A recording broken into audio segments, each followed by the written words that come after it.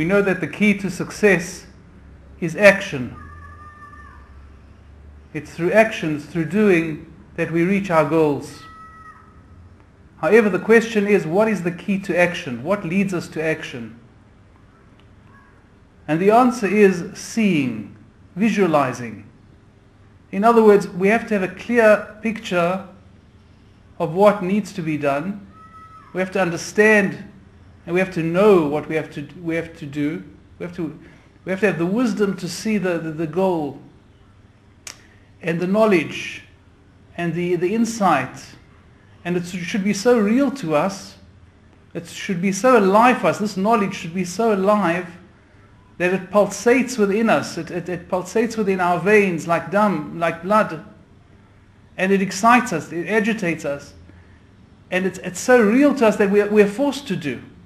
In other words, a clear vision, a clear insight, clear understanding forces a person into action. He sees it and so he must do it. And this is the key.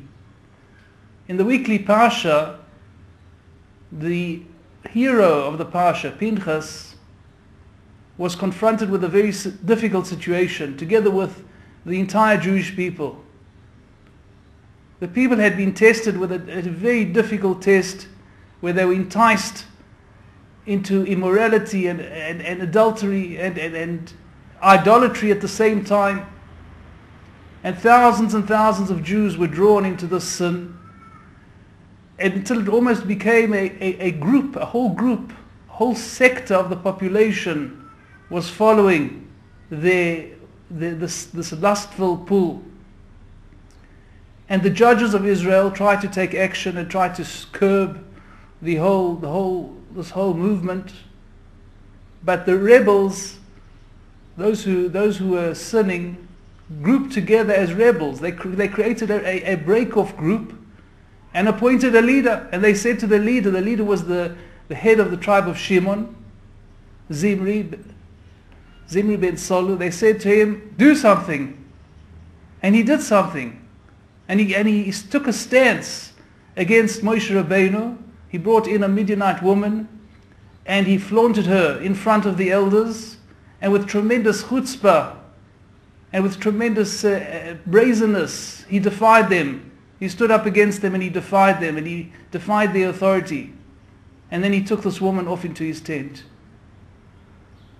And Pinchas at this point, who had seen all this, leaned over to Moshe Rabbeinu and said to him, surely the law says here that those who are zealous should take even violent action against the sinner. And Moshe Rabbeinu's response was, if you can see it, so do it.